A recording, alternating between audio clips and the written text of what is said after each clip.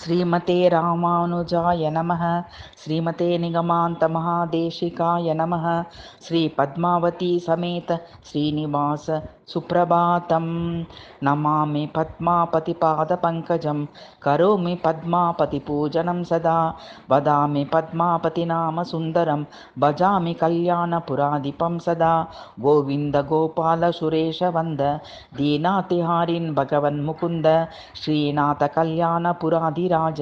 कारुण्यमूर्ते तव सुप्रभातं सर्वज्ञ सर्वप्रद सर्वशेषिन् स्वामिन् हयग्रीव पतङ्गकेतो कंसग्नं कल्याणपुराधिराज कल्याणमूर्ते तव सुप्रभातं समाश्रितानां भयप्रदातः सर्वान्तरात्मन् सकलादिनाथ लोकेश कल्याणपुराधिवासिन् अनादिमूर्ते तव सुप्रभातं चक्रादिरेखाङ्कितपादपद्म प्रसन्ननारायण देवदेव चैतन्य कल्याणपुराधिराज हे विश्वमूर्ते तव सुप्रभातं विष्णो ऋषिकेश विभो विभो मुरारे श्रीकृष्ण पद्माक्ष हरे नृसिंह श्रीराम कल्याणपुराधिराज हे चक्रपाणे तव सुप्रभातं वैकुण्ठ दामोदर विश्वगोप्तः भ्रूमीश निष्लाप्रिय खड्गपाणे लक्ष्मीश कल्याणपुराधिराज हे पूतनारे तव सुप्रभातम् उपेन्द्र कल्किन् कमटस्वरूप सहस्रबाहो वसुदेवसूनो अनंत कल्याणपुराधिराज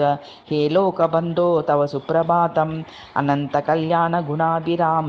सुवर्ण नद्यास्तट नित्यवासा गोदेश कल्याणपुराधिराज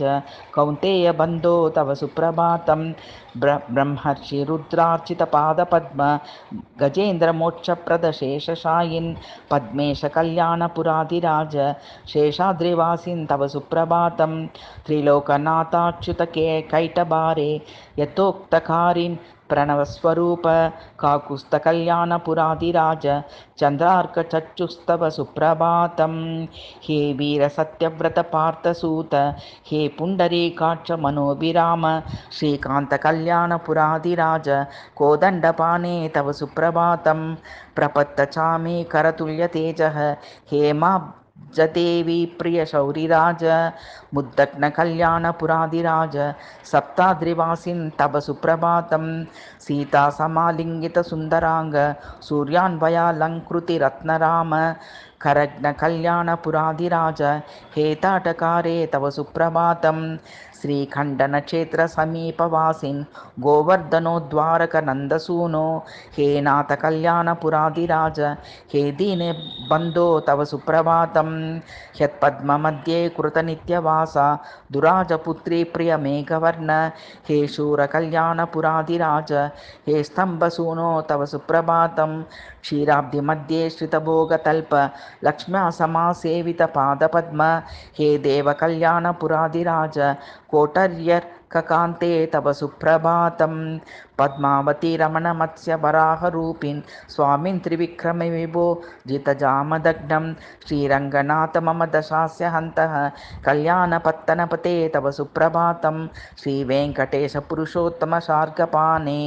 वक्षस्थकौस्तुभमणे धृतपाञ्चजन्य वैडूर्यरत्नमणिमौक्तिकहारधारिन् कल्याणपत्तनपते तव सुप्रभातं प्रभुं शम्पुरीशं विनायो ननाथः सदा शम्पुरीशं भजामि स्मरामि हरे शम्पुरीश प्रसीद प्रसीद प्रभो शम्पुरीश प्रयच्छ प्रियं त्वं एतानि कल्याणपुरेश्वरस्य नामानि भक्तप्रियदायकानि भक्त्या पठन्त सकलात् सिद्धिम् अत्युत्तमं मोक्षपदं भजन्ति इति श्री पद्मावती समेत श्रीनिवास सुप्रभातं समाप्तम्।